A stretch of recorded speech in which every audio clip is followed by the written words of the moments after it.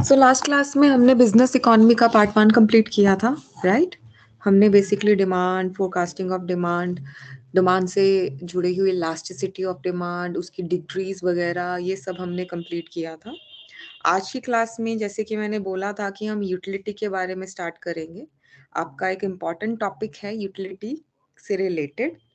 Utility से related यानी कि आपका कंज्यूमर के पॉइंट ऑफ व्यू से ही सोचना है आपने इसमें भी, कि कंज्यूमर के पॉइंट ऑफ व्यू से कि हम कोई भी चीज़ का जब डिमांड करते हैं, डिमांड में हमने ये चीज़ पढ़ी थी कि डिमांड क्या होता है, एबिलिटी या willingness, desire to buy something, right? कोई चीज़ खरीदने का इच्छा, कोई चीज़ का आप जब डिमांड करते हो तो आप उस चीज़ को खरीदते हो। फिर जब आप उस चीज़ को खरीदते हो, उसको यूज़ करते हो, तो आपको कितना सेटिस्फेक्शन मिलता है, कितनी खुशी मिलती है, ज़्यादा मिलती है, कम मिलती है। Total satisfaction received from any product, उसको हम क्या बोलते हैं, यूटिलिटी। उसको हम क्या बोलते हैं, यूटिलिटी। ठीक है? तो अब आप कौन से टॉपिक को कवर करोगे, यूटिलिटी के टॉपिक को। ठीक है? जब हम यूटिलिटी के बारे में पढ़ेंगे तो हम इसमें भी लॉस के बारे में पढ़ेंगे। अभी तक तो आपने सिर्फ एक ही लॉ कवर किया है, वो है लॉ ऑफ डिमांड। अभी तक आपने एक ही लॉ कवर किया है, वो है लॉ ऑफ डिमांड। लेकिन जब हम यूटिलिटी में पढ़ते हैं तो हम दो लॉज को कवर करते हैं। अब हमें पता है कि इकोनॉमिक्स में लॉज ही हैं, थ्योरीज ही हैं जिनको हमने समझना है। ठीक है? और उन्हीं थ्योरीज और उन्हीं लॉज के ऊपर हमें क्वेश्चंस भी आते हैं। तो यूटिलिटी के ऊपर जब भी आप एनालिसिस करते हो, जब भी आप उसको समझते हो, तो दो लॉज हैं जो आप पढ़ते हो। एक है law of diminishing marginal utility का, ठीक है? दूसरा है इक्वी मार्जिनल यूटिलिटी का। अब ये क्या है, एक एक करके हम समझेंगे इसको। एक तो है आपका डिमिनिशिंग मार्जिनल यूटिलिटी का लॉ, जो हम सबको ही पता है, क्योंकि इसका मतलब भी बहुत इजी तरीके से समझाया जाता है। और दूसरा है इक्वी मार्जिनल यूटिलिटी का, ठीक है, जिसके बारे में हम पढ़ेंगे। लेकिन आपने ये दोनों लॉज कहीं ना कहीं जरूर सुन रखे होंगे। ठीक है? तो एक तो यूटिलिटी का मतलब समझो। ठीक है? कि यूटिलिटी का मतलब क्या होता है, कि आप कोई भी चीज, कोई भी कमोडिटी जब खरीदते हो तो उससे आपको कितना सेटिस्फेक्शन मिलता है, उसको हम क्या बोलते हैं, यूटिलिटी बोलते हैं। उसको हम क्या बोलते हैं, यूटिलिटी बोलते हैं। ठीक है? अब हम बात करेंगे सबसे पहले लॉ की, law of diminishing marginal utility का। ये कुछ नहीं है, ये बहुत ही सिंपल लॉ है कि जैसे जैसे आप कोई चीज यूज करते हो, कंज्यूम करते हो, वैसे वैसे जो आपकी सेटिस्फेक्शन है, जो आपकी यूटिलिटी है, वो कम होती जाती है। मैं फिर से रिपीट कर रही हूँ।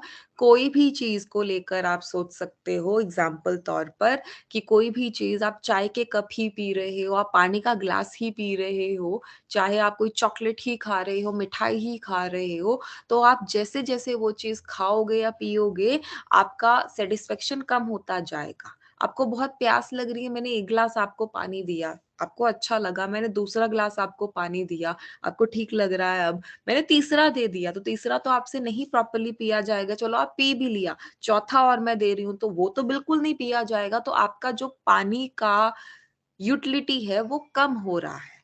तो लॉ ऑफ डिमिनिशिंग मार्जिनल उसी चीज की बात करते हैं कि बेसिकली वो घटता है। वो क्या करता है, घटता है। ठीक है? जैसे जैसे आप किसी चीज को कंज्यूम करते हो, वैसे वैसे उस चीज की जो सेटिस्फेक्शन है वो कम होती जाती है। वो क्या होती जाती है, कम होती जाती है। लेकिन इसके कुछ रूल्स हैं। वो क्या है कि जब भी आप किसी चीज को कंज्यूम करोगे तो आप उसको उसकी स्टैंडर्ड यूनिट में कंज्यूम करोगे। यानी कि आप एक गिलास पानी का पीकर उसको कंज्यूम करोगे, एक गिलास होगा पानी का ग्लास, राइट, चम्मच नहीं होगा। वैसे ही चीनी का चम्मच होगा, चीनी अगर आप खा रहे हो तो चीनी का चम्मच होगा, या कोई आप चाय पी रहे हो तो उसका कप होगा। चम्मच, एक चम्मच चाय नहीं होगा, एक चम्मच ग्लास नहीं होगा। तो जिस भी चीज को आप कंज्यूम कर रहे हो उसके स्टैंडर्ड यूनिट के अकॉर्डिंगली करना है। किसके अकॉर्डिंगली करना है, स्टैंडर्ड यूनिट, कि जो भी एक सेट यूनिट है।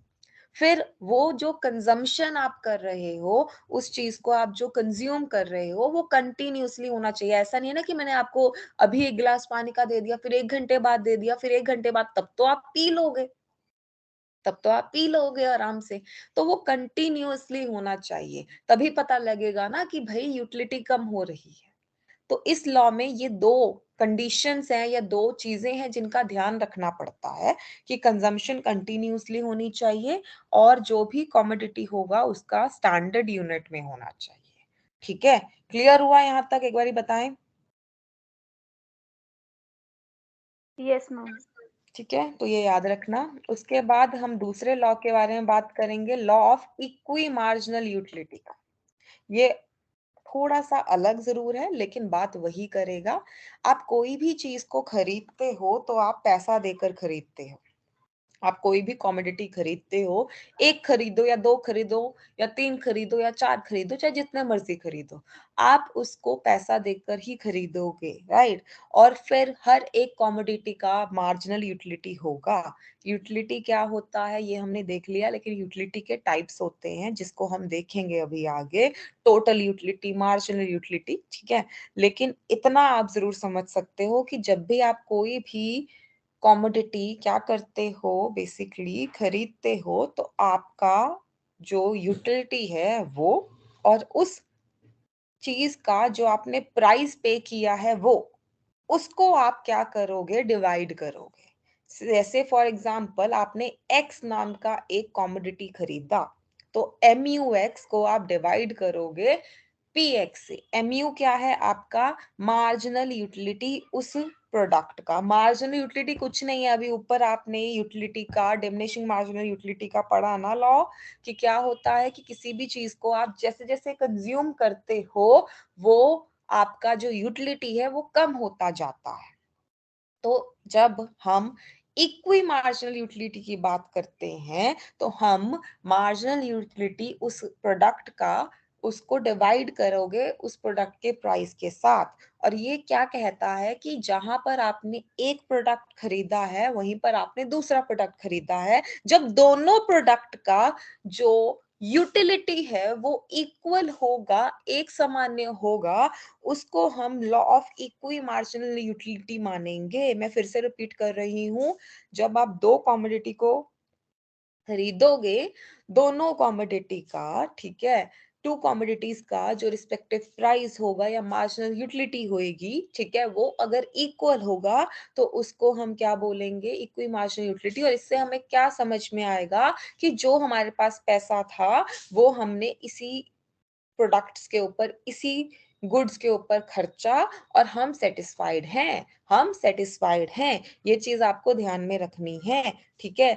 एक प्रोडक्ट हो सकता है, दो प्रोडक्ट हो सकते हैं, तीन हो सकते हैं, चार हो सकते हैं, वो जितने मर्जी हो सकते हैं, पर मिनिमम दो जरूर होने चाहिए। इक्वी मार्जिनल यूटिलिटी के लिए मिनिमम दो प्रोडक्ट जरूर होने चाहिए। सिंगल प्रोडक्ट में ये लॉ नहीं अप्लाई होगा, सिंगल गुड्स में ये, सिंगल गुड में ये लॉ नहीं अप्लाई होगा। कम से कम दो तो होने ही चाहिए, तभी तो आप कंपेयर करोगे, तभी तो आप कंपेयर करोगे।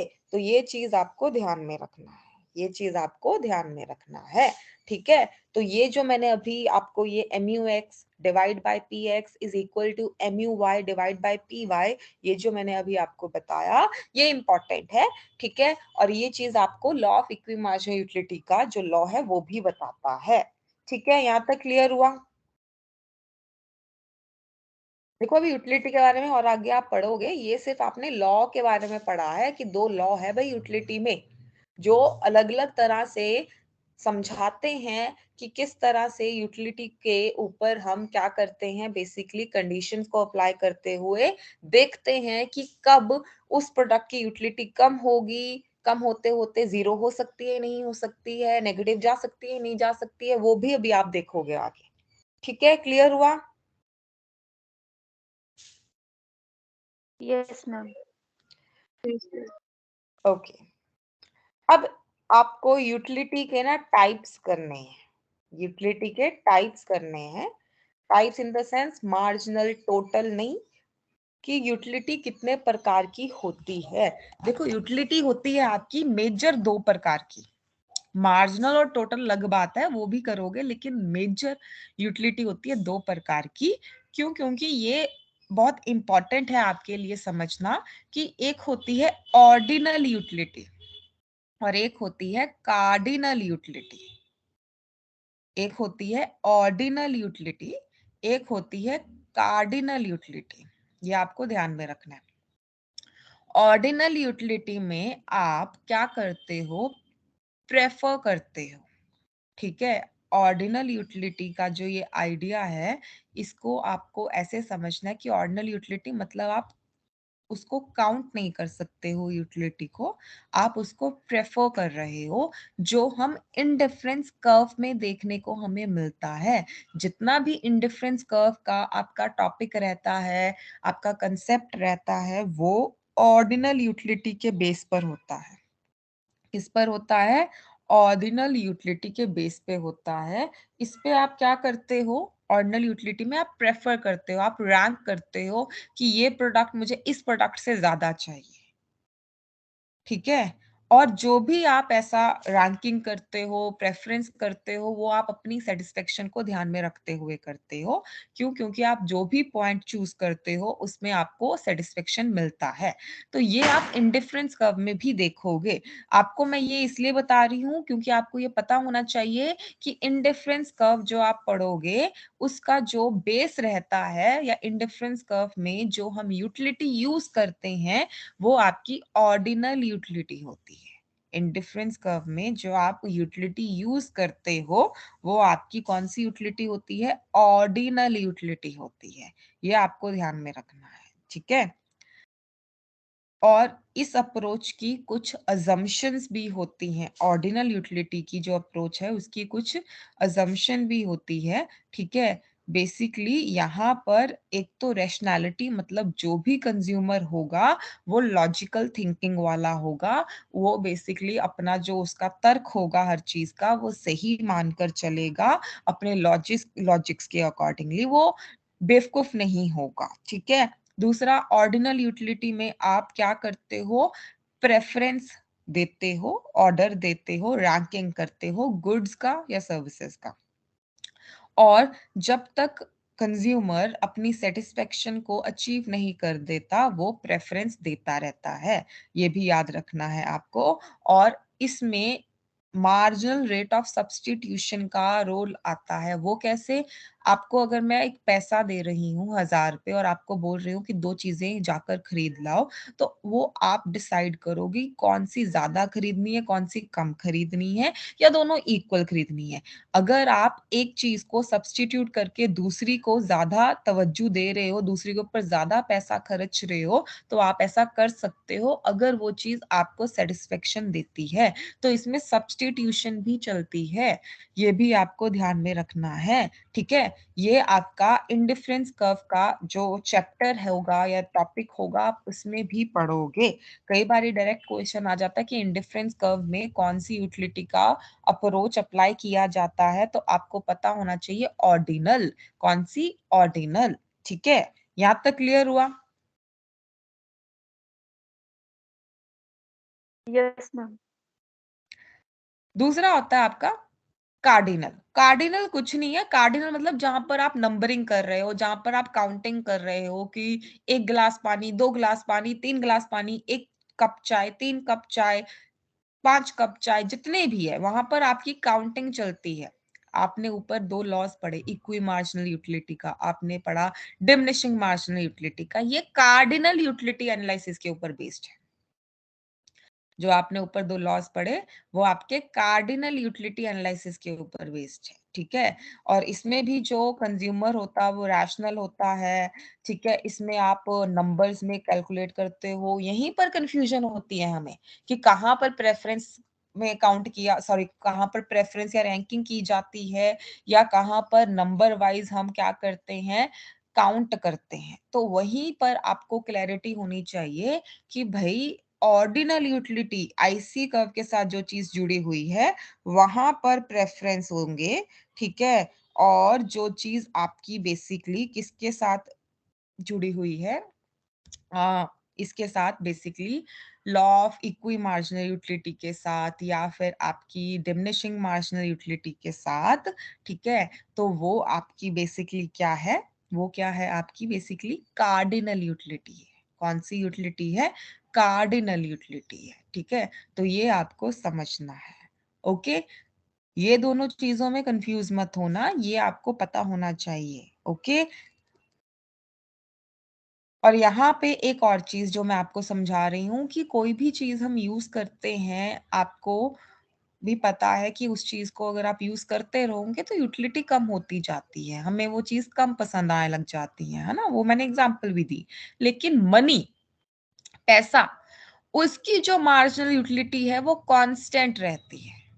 उसकी मार्जिनल यूटिलिटी जो है वो कांस्टेंट रहती है, ठीक है? वो कम नहीं होती, ये माना जाता है, ये माना जाता है, ज़रूरी नहीं है कि ये हमेशा अप्लाई हो। काफ़ी लोग हैं जिनके पास बहुत पैसा है लेकिन उनको पैसा नहीं चाहिए, ठीक है? उनको पैसे से कोई ऐसी खुशी नहीं मिलती है, वो हम्बल हैं काफ़ी, राइट? लेकिन इकोनॉमिक्स पढ़ रहे हैं हम, तो इकोनॉमिक्स में ये मानकर चलते हैं हम कि जो मार्जिनल यूटिलिटी है पैसे की, वो कांस्टेंट रहेगी। वो चाहे जितना मर्ज़ी किसी को आप पैसा दे दो, वो उससे बोर नहीं होगा। तो ये मानकर चलते हैं इकोनॉमिक्स में, ठीक है? मैं सोशियोलॉजिकल के हिसाब से नहीं बात कर रही हूँ, इकोनॉमिक्स के हिसाब से बात कर रही हूँ, ठीक है? समझ में आया यहाँ तक? Yes ma'am. चलो, यस अब ये मैम। तो ऑर्डिनल एंड कार्डिनल हो गया। अब हम करेंगे टाइप्स। वो तो मैंने मेजर क्लासिफिकेशन आपको बताई। वो तो मैंने मेजर आपको क्लासिफिकेशन बताई।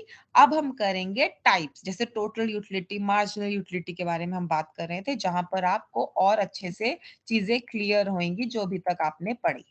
देखो, टोटल यूटिलिटी जो है, आपको पता है कि कोई चीज आप कंज्यूम कर रहे हो तो उससे आपको कितनी यूटिलिटी मिलेगी, आपने कितनी बारी वो चीज कंज्यूम की, सबको सब सारी की सारी जो यूटिलिटीज है आप उसे प्लस कर लो और वो आपकी हो जाएगी टोटल यूटिलिटी, टी यू, ठीक है? वहीं पर अगर मैं बात करूं मार्जिनल यूटिलिटी की, तो वो क्या होएगा भाई? Marginal utility is the addition to total utility by consuming one more unit of commodity. मतलब आप एक चीज कंज्यूम कर रहे हो, फिर आप उसी चीज को और कंज्यूम कर रहे हो, फिर उसी चीज को आप और कंज्यूम कर रहे हो, कर ही जा रहे हो, तो आपका जो यूटिलिटी अब कम होता जाएगा, पता ही है हमें। तो वो कितना कम होगा पहले के मुकाबले, वो कितना कम होगा पहले के मुकाबले, वो कहलाता है आपका मार्जिनल यूटिलिटी। अभी भी समझ नहीं आया तो यहाँ से देख लो आप। मार्जिनल यूटिलिटी जो फंक्शन होता है, टोटल यूटिलिटी फंक्शन तो आपका इस तरह से जाएगा, ठीक है? लेकिन मार्जिनल यूटिलिटी फंक्शन आपका नीचे नीचे नीचे नीचे नीचे जाते जाते जीरो भी हो जाता है। अगर मैं आपको पानी का गिलास पिलाई जाऊं तो ऑब्वियसली जीरो हो जाएगी आपकी यूटिलिटी। मैं आपको मिठाई खिलाई जाऊं तो आपकी यूटिलिटी जीरो हो जाएगी, क्योंकि हमने डिमिनिशिंग मार्जिनल यूटिलिटी में पढ़ा है कि कंटिन्यूअसली होगा ना, वो इंटरवल्स नहीं होंगे उसमें, राइट? ठीक है? तो आपको ये चीज समझना है कि भाई मार्जिनल यूटिलिटी का जो कर्व है वो नीचे गिरता जाएगा और इट विल बी जीरो, और नेगेटिव में भी जा सकता है, ठीक है? और नेगेटिव में भी जा सकता है। अब आपने यहाँ पर टोटल यूटिलिटी और मार्जिनल यूटिलिटी देखा, इसका आपने डायग्राम भी देखा। टोटल एंड मार्जिनल के बारे में आप अलग अलग टॉपिक्स में पढ़ोगे। अभी तो यूटिलिटी के टॉपिक में पढ़ रहे हो, कल को प्रोडक्शन के टॉपिक में पढ़ोगे, कॉस्ट के टॉपिक में पढ़ोगे, रेवेन्यू के टॉपिक में पढ़ोगे। तब भी आपको इन दोनों का ये जो मीनिंग है ये सेम ही देखने को मिलेगा। तो इसलिए ये चीज ध्यान में रखना है आपको। आपको कि बेसिकली इन दोनों का जो रिलेशन है वो हर एक टॉपिक में आपको कवर करना पड़ेगा, टोटल एंड मार्जिनल। ठीक है, ये यूटिलिटी का चैप्टर है इसलिए हम टोटल एंड मार्जिनल यूटिलिटी पढ़ रहे हैं। ठीक है, मार्शल ने ये सारा एनालिसिस किया था, उन्होंने ही ये सब चीजों का एक्सप्लेनेशन भी किया था। ये आपको ध्यान में रखना है कि भाई जैसे जैसे आप कोई कमोडिटी को कंज्यूम करते रहोगे वैसे वैसे उससे जुड़ी हुई जो यूटिलिटी है वो आपकी गिरती जाएगी और जीरो हो जाएगी, नेगेटिव भी जा सकती है। तो ये आपको ध्यान में रखना है और उसको हम बोलते हैं मार्जिनल यूटिलिटी। क्या बोलते हैं? Marginal utility. ओके, यहां तक क्लियर हुआ? एक बारी बता दीजिए।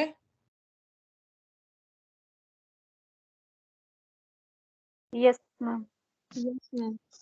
चलो नेक्स्ट अब आप करोगे कंज्यूमर इक्विलिब्रियम।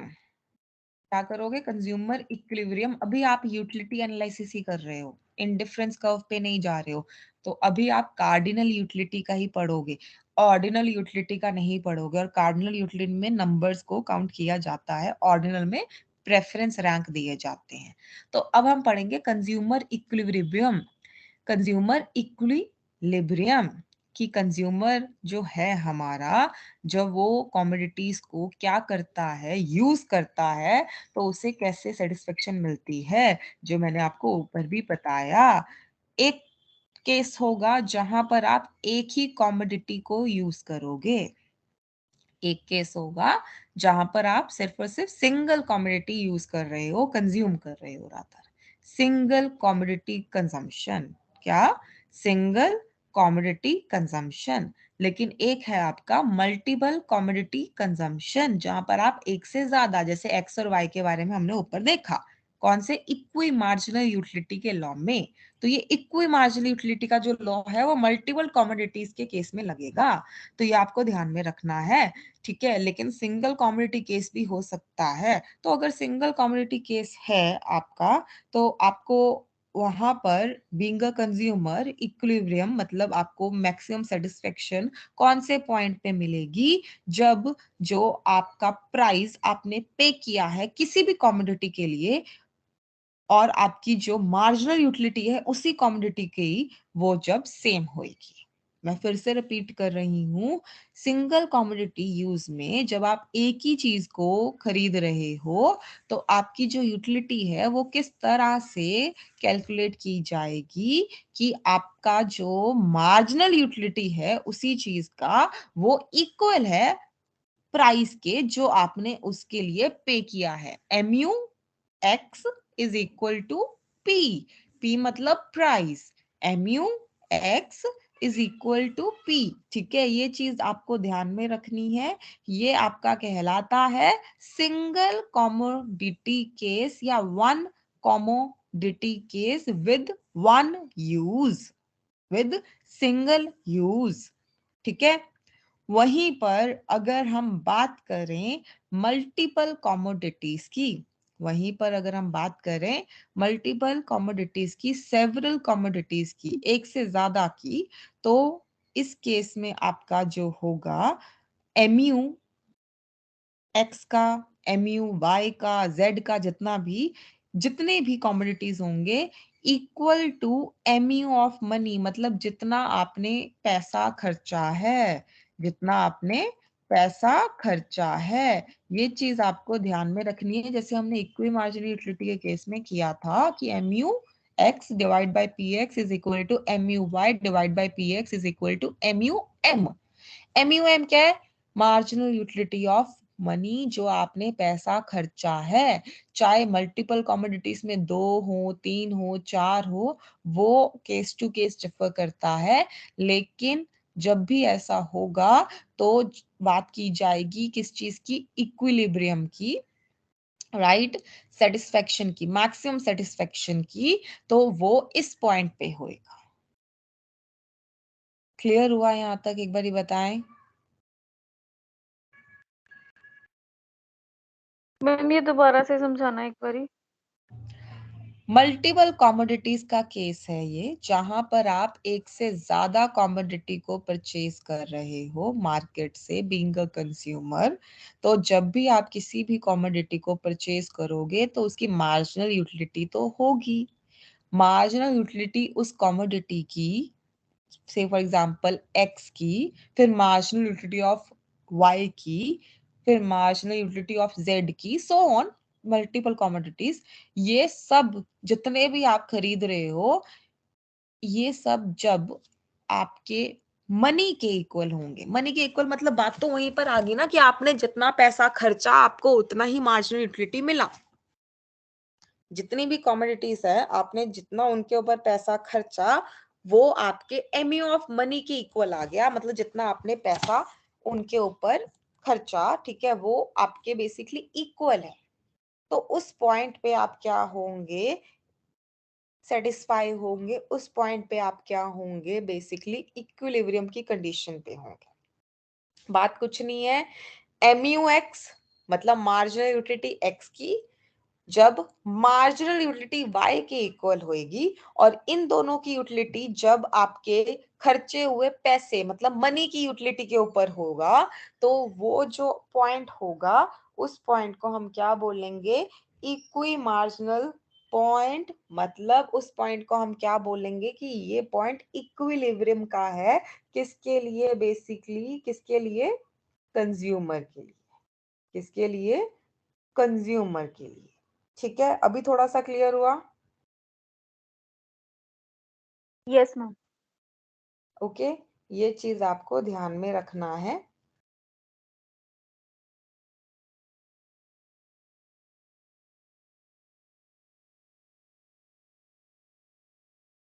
एक मिनट रुको, मैं ग्रुप में ना आपको वो भेज रही हूँ, डायग्राम भेज रही हूँ, उससे आपको याद होगा ये।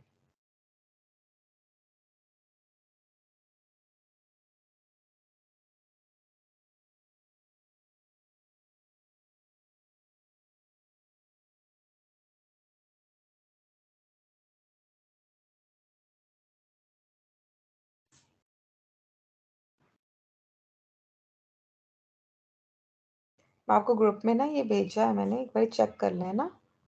Just a second.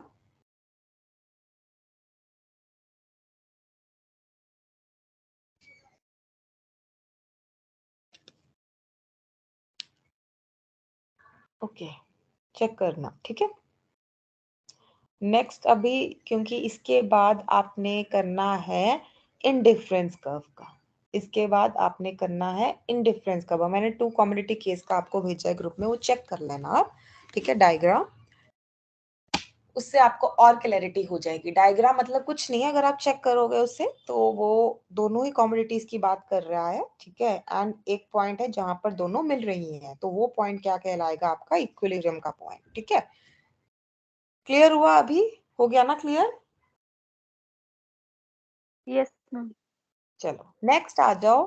अब आपने कार्डिनल यूटिलिटी के हिसाब से तो एनालिसिस कर लिया, जहां पर आपने total utility, marginal utility, single case में, मल्टीपल केस में समझा। नेक्स्ट जो आपको पढ़ना है वो है ऑर्डिनल यूटिलिटी के बेस में, जो कि क्या है, इनडिफरेंस कर्व। ये जो कंसेप्ट है इनडिफरेंस कर्व का, ये J.R. हिक्स ने अपनी बुक वैल्यू एंड कैपिटल, जो 1939 में, ठीक है, 1939 में उन्होंने लिखी थी, तब की ये बात है। इन्होंने डिस्कस किया था अपनी इस कंसेप्ट को, ठीक है। एंड इन्होंने प्रॉपर तरीके से बताया था कि जो ऑर्डिनल यूटिलिटी है, किस तरह से उसका ही यूज करते हुए आईसी कर्व आता है, ठीक है। अब आईसी कर्व क्या है, नाम देखो, इन डिफरेंस कर्व। कर्व तो हमें पता है कि ये जो हम ड्रॉ करते हैं इसको हम कर्व बोलते हैं, डिमांड कर्व भी हमने देखा। लेकिन नाम क्या है, इन डिफरेंस कर्व। मतलब ऐसा कर्व जिस पे कोई भी डिफरेंस नहीं है, कोई अंतर ही नहीं है। डिफरेंस का मतलब क्या होता है, अंतर होना। इन डिफरेंस का मतलब कोई अंतर ही नहीं है। अब ऐसा कैसे, इसमें आपको समझना है कि जब भी आप कंज्यूमर हो और आप दो चीजों को खरीद रहे हो, और दो चीजों को आप इस तरह से खरीद रहे हो कि आप अपना ही कॉम्बिनेशन बना रहे हो। जैसे कि मैंने आपको ऊपर एग्जांपल दिया था कि मैंने आपको बोला कि आप दो चीजें खरीदो, चाहे आप एक ज्यादा खरीदो, चाहे आप एक कम खरीदो, चाहे आप दोनों इक्वल खरीदो, वो तो आपके ऊपर है, वो तो आपके ऊपर है। लेकिन आप जैसे भी खरीदोगे, जैसे भी खरीदोगे, आप सेटिस्फाई होंगे, आप इस तरह सा कॉम्बिनेशन बनाओगे। आप इस तरह से कॉम्बिनेशन, से फॉर एग्जांपल मैंने बोला कि आप फ्रूट खरीदो, ठीक है, तो हो सकता है आप अनार ज्यादा ले आओ, आप बनाना कम ले आओ, राइट। हो सकता है आप एप्पल कम ले आओ, आप बनाना ज्यादा ज्यादा ले आओ, कुछ भी हो सकता है ना। वो जो भी आप कॉम्बिनेशन बनाओगे, जो भी आप प्रेफरेंस दोगे, वो आप इस तरह से दोगे कि आप सेटिस्फाई होंगे। और जब हम ऐसा करते हैं तो हम एक कर्व बनाते हैं, और उस कर्व को हम क्या बोलते हैं, इंडिफरेंस कर्व। ये डाउनवर्ड स्लोपिंग ही होता है, सी शेप की तरह होता है, ठीक है। क्यों नीचे क्यों जाता है? क्योंकि आप एक चीज को दूसरे के साथ क्या करते रहते हो, सब्स्टिट्यूट करते रहते हो ना, कि एक ज्यादा खरीद ली, एक कम खरीद ली, एक ज्यादा खरीद ली, एक कम खरीद ली। तो वो आपको ध्यान में रखना है। इसी वजह से ये जो ग्राफ है वो इस तरह से बनता है, इसी वजह से ये जो ग्राफ है ये इस तरह से बनता है, ठीक है। अब अगर मैं बात करूं इंडिफरेंस कर्व की, तो जरूरी नहीं है एक ही बने, तीन भी बन सकते हैं, चार भी बन सकते हैं, जितने चाहे आप उतना बना सकते हो, वो तो आपके ऊपर है, ये तो आपके ऊपर है। लेकिन जब भी आप ये कर्व बनाओगे तो आप एक लॉजिकल थिंकिंग के साथ बनाओगे। जब भी आप ये कर्व बनाओगे, ये पॉइंट्स बनाओगे, ठीक है, कॉम्बिनेशन बनाओगे, तो आप लॉजिकल थिंकिंग के साथ बनाओगे, ठीक है। अपना जो भी सेटिस्फेक्शन है, कंजम्पशन है, उसके हिसाब से मैक्सिमम जैसे आप कर सकते हो अपने सेटिस्फेक्शन, वो करोगे। और यूटिलिटी कौन सी यूज करोगे यहाँ पर? ऑर्डिनल, ठीक है। और diminishing marginal rate of substitution लगेगा। वो कैसे? क्योंकि आप एक चीज को दूसरे से सब्स्टिट्यूट करते रहोगे, राइट। और आप इसमें जो ये प्रेफरेंस देते हो कि मैं ए को बी से ज्यादा प्रेफरेंस देता हूं, मतलब एक चीज को दूसरी से ज्यादा प्रेफरेंस ज्यादा वो करता हूं, उसको हम बोलते हैं law of transitivity. Law of transitivity, ये चीज भी ध्यान रखना कि इस लॉ को हम क्या बोलते हैं? लॉ ऑफ ट्रांजिटिविटी, ठीक है। देखो, आपने ये कंसेप्ट हो सकता है पहले पढ़े हो, अभी ब्रेक आ गया हो, वो आ गया हो, लेकिन अगर आप इसको पढ़ोगे एक बारी भी तो ये सारे के सारे कंसेप्ट बहुत इजी हैं, ठीक है। चाहे हम अपनी डेली लाइफ में इनको प्रॉपरली अप्लाई कर पाए या नहीं कर पाए, क्योंकि है तो ये थ्योरी लॉ ही ना एक प्रकार से, लेकिन फिर भी इनके कंसेप्ट को समझना कि ये क्या कहना चाहते हैं, ठीक है। अभी के टाइम पे भी क्योंकि ये चीजें अप्लाई की जाती हैं, हटी नहीं है अभी भी, ठीक है। तो इनडिफरेंस कर्व को जब भी आप पढ़ते हो तो आप ये अजम्पशंस लेकर चलते हो कि कंज्यूमर रैशनल होगा, अपनी मैक्सिमम सेटिस्फेक्शन की बात करेगा, यूटिलिटी ऑर्डिनल होएगी, और आप सब्स्टिट्यूट करोगे ना तो MRS, marginal rate of substitution होगा। और आप एक चीज को दूसरे के साथ प्रेफर में लेकर जाओगे, प्रेफर करोगे, तो उसे हम लॉ ऑफ ट्रांजिटिविटी बोलते हैं, ठीक है। ये चीज आपको समझनी है। क्लियर हुआ यहाँ तक? Yes ma'am. Yes ma'am. Last चीज देखते हैं, चलो, प्रॉपर्टीज ऑफ इंडिफरेंस कर्व। अब ये जो आपका इंडिफरेंस कर्व है ना, इसको ध्यान से देखो, इसकी प्रॉपर्टी यहीं से मैं आपको क्लियर कर देती हूँ। एक वाला देखते हैं, चलो पहले। ऐसे है, ये डाउनवर्ड स्लोपिंग है, यस, सी शेप में है, यस। तो ये इस तरह से है, ये है कन्वेक्स टू द ओरिजिन। वो लेंस होते हैं ना, फिजिक्स में होते हैं, साइंस में, कनकेव एंड कन्वेक्स। तो ये वाला जो है इसको हम क्या बोलते हैं? Convex, convex to the origin. जो आपका इंडिफरेंस कर्व होता है ये क्या है? ठीक है, कन्वेक्स टू द ओरिजिन। ये चीज आपको ध्यान में रखना है। मतलब बेसिकली जैसे लेंस होता है ना आपका, कन्वेक्स, कनकेव, उत्तल वगैरह, इस तरह से, तो इसको हम बोलते हैं कन्वेक्स टू द ओरिजिन। और इनडिफरेंस कर्व कभी भी एक्स एक्सिस, वाई एक्सिस को टच नहीं करता, ये भी याद रखना है। ये कभी भी टच नहीं करेगा। ये भी एक प्रॉपर्टी है इसकी कि ये ओरिजिन को कभी भी टच नहीं करता, ठीक है। और जैसे जैसे आपका ये आईसी जो है वो ऊपर जाता रहेगा, बढ़ता रहेगा, वैसे वैसे आपकी सेटिस्फेक्शन बढ़ती रहेगी, यूटिलिटी बढ़ती रहेगी। अच्छा, यूटिलिटी को ना यूटल्स में UTILS इसमें वो करते हैं, UTILS यूटल्स में मापा जाता है यूटिलिटी को। ये भी याद रखना, यूटिलिटी को यूटल्स में मापा जाता है, मेजर किया जाता है। जैसे जैसे आपका जो ये यूटिलिटी कर्व है ये ऊपर जाएगा, वैसे वैसे आपकी जो सेटिस्फेक्शन है, आपकी जो सेटिस्फेक्शन है वो क्या होगी, आपकी बेसिकली बढ़ती जाएगी। ये भी याद रखना है आपको। जैसे जैसे ऊपर जाएगा आपका ये कर्व, वैसे वैसे आपकी जो यूटिलिटी बढ़ेगी तो ऑब्वियसली सेटिस्फेक्शन भी बढ़ेगी। ठीक है, ये याद रखना है। पहला क्या मैंने बताया कि ये जो आपका कर्व होगा ये ओरिजिन से उल्टा है, मतलब ये उत्तल है, मतलब ये कन्वेक्स है। दूसरा मैंने क्या बताया, ये कभी भी ओरिजिन को टच नहीं करेगा।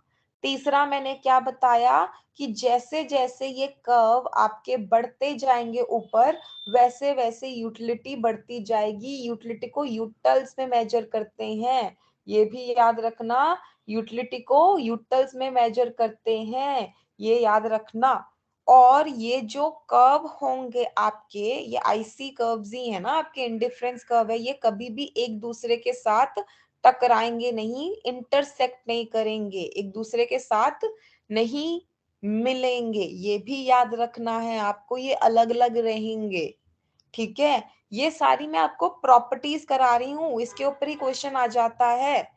ये याद रखना है आपको कि ये कभी भी एक दूसरे के साथ इंटरसेक्ट नहीं होंगे। यहां तक क्लियर हुआ, एक बारी बताएं। Yes ma'am. Yes, okay, ma'am. हाँ, तो ये आपको ध्यान में रखना है। ये सारी आपकी ना क्या है भाई, बेसिकली ये सारी की सारी आपकी वो है, प्रॉपर्टीज है। ठीक है, ये लिखी भी हुई है। Higher the IC curve, higher will be the satisfaction, they will not intersect each other। ठीक है, और बेसिकली जरूरी नहीं है कि पैरेलल ही रहें, मतलब लेकिन इंटरसेक्ट नहीं करेंगे। ठीक है, और ये बैंगल्स की तरह जैसे चूड़ियां होती हैं वैसे होते हैं ना, ये भी लिखा हुआ है। ठीक है, तो ये आपको ध्यान में रखना है, ये आप देख सकते हो कि इस तरह से रहते हैं। ओके, और ये कन्वेक्स होते हैं, ये भी हमने पढ़ लिया है। और क्यों होते हैं, क्योंकि हम एक को दूसरे के साथ सब्स्टिट्यूट करते रहते हैं, मार्जिनल रेट ऑफ सब्स्टिट्यूशन होता है। ठीक है, ये आपको ध्यान में रखना है। अब लास्ट चीज जो हम यहाँ पर पढ़ेंगे, मैंने बोला कि आपको मैं ऑप्शन देती हूँ कि आप दो चीजें खरीदो, कोई ज्यादा या कोई कम, वो आपके ऊपर, लेकिन मैं आपको पैसा तो दूंगी ना।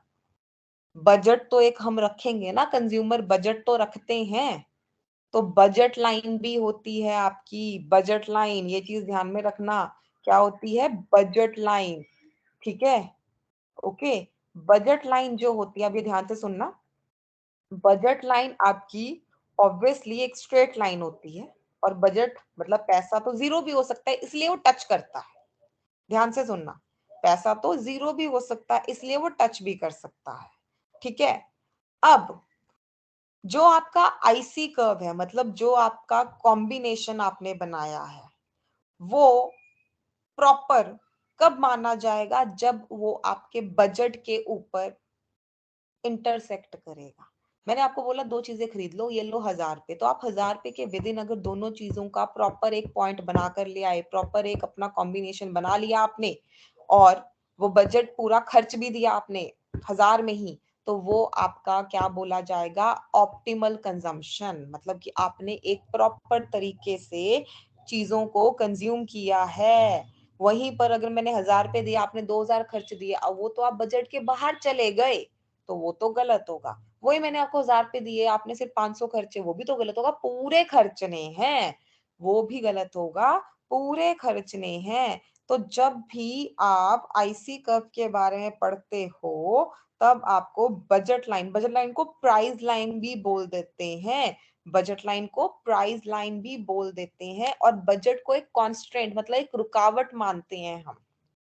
क्या मानते हैं, एक रुकावट मानते हैं, ठीक है। क्यों? क्योंकि हम किसी चीज का कॉम्बिनेशन बनाने के लिए जा रहे हैं दो चीजों का, लेकिन हमें कौन रोकता है कि भाई बजट में करना, बजट पैसा, ठीक है। तो इस वजह से इसको एक कॉन्स्ट्रेंट भी मांगते हैं। तो ये आपको ध्यान में रखना है, ये आपको ध्यान में रखना है कि जिस पॉइंट पे आपका जो आईसी कर्व है वो बजट के साथ इंटरसेक्ट करेगा, वही पॉइंट आपका एज अ कंज्यूमर सबसे ज्यादा इक्विलिब्रियम का माना जाएगा, सबसे ज्यादा सही माना जाएगा, ऑप्टिमल कंजम्पशन बंडल माना जाएगा। क्लियर हुआ यहाँ तक? ऑप्टिमल मतलब बिल्कुल सही कंज्यूम किया है आपने, बिल्कुल सही तरीके से कॉम्बिनेशन बनाते हुए आपने इक्विलिब्रियम को ऑब्टेन किया है, हासिल किया है, ठीक है। समझ आया यहाँ तक? Yes, ma'am. ठीक है, तो यही आपका पूरा का पूरा यूटिलिटी का कंसेप्ट है जो हमने कवर किया, ठीक है। एंड प्रॉपर तरीके से ये आपको ध्यान में रखना है कि कंज्यूमर के हिसाब से जब भी आप चीजें कवर करोगे तो utility, demand, elasticity of demand, utility में भी कार्डिनल, ऑर्डिनल, आईसी कर्व, ये सब चीजें आप पढ़ोगे, ठीक है। अब कंज्यूमर के हिसाब से आपका कंप्लीट होता है। अब नेक्स्ट जो हम करेंगे स्टार्ट, वो होगा आपका प्रोड्यूसर के हिसाब से। वो कैसे होगा आपका? प्रोड्यूसर के हिसाब से, ठीक है। तो ये कंज्यूमर खत्म होता है, प्रोड्यूसर, फिर प्रोड्यूसर खत्म होगा, फिर मार्केट्स, जहां पर कंज्यूमर एंड प्रोड्यूसर दोनों मिलते हैं, ठीक है। तो वो हम कवर करेंगे। आई होप यहाँ तक क्लियर हो गया आप लोगों को। Yes, ma'am. ठीक है, पढ़ लेना, अगर कोई डाउट होगा तो पूछ लेना फिर भी, ठीक है। डन? Okay, ma'am. ओके।